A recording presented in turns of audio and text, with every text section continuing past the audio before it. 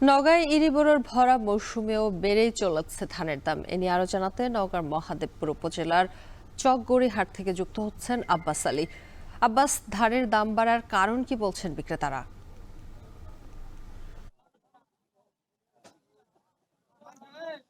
শম্পা, গেল ২ মাস আগেই ইরিবোরো ধান কাটা মাড়াই শেষ হয়েছে। বলা যায় এখন ইরিবোরো ধানের ভর মৌসুম। কিন্তু এই ভর মৌসুমেও ধানের দাম বেড়ে চলছে। গত ১ সপ্তাহের ব্যবধানে সব ধরনের ধানের দাম বেড়েছে মনে প্রায় ৩০ থেকে ৪০ টাকা। তবে গত ১ মাসের ব্যবধানে প্রায় ১০০ টাকা মণ পর্যন্ত ধানের দাম বেড়েছে। ধানের দাম বাড়ার কারণে কৃষকরা খুশি হলেও তাদের ঘরে এখন ধানের পরিমাণ অনেকটাই কমে এসেছে। আর ধানের দাম বাড়ার কারণ হিসেবে এখানকার ব্যবসায়ীরা বলছেন যে ইরিবোরো মৌসুমের শেষ সময়ে প্রাকৃতিক দুর্যোগ অর্থাৎ ঝড় বৃষ্টি হয়েছিল, যার কারণে বলা যায় যে প্রায় ৩০ থেকে ৩৫% মতো ধান কিছুটা ক্ষতিগ্রস্ত হয়েছে। এতে করে হাট বাজারগুলোতে ধানের সরবরাহ কিছুটা কমে এসেছে। তারা আরও জানিয়েছেন যে যেসব চাল উৎপাদনকারী প্রতিষ্ঠান, বিশেষ করে কর্পোরেট হাউসগুলো রয়েছে, তাদের কাছে ধানের চাহিদা বেড়েছে। এ কারণে যারা আড়তদার এবং ব্যবসায়ী রয়েছেন, তারা বিভিন্ন হাট বাজারগুলোতে ধান কিনছেন, অর্থাৎ প্রতিযোগিতা করে এইসব ব্যবসায়ীরা ধান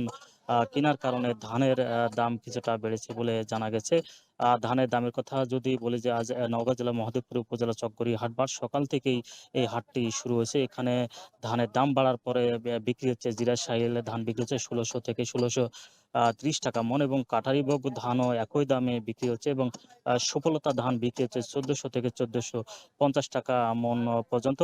আর ব্যবসায়ীরা বলছেন যে এই হাটে প্রায় ২৫ থেকে ৩০ লক্ষ টাকার মতো ধানের সরবরাহ হচ্ছে। আগামীতে আরো ধানের দাম বাড়বে বলে জানিয়েছেন ব্যবসায়ী। তো এই ছিল আমার কাছে ধানের দরদাম নিয়ে সবশেষ।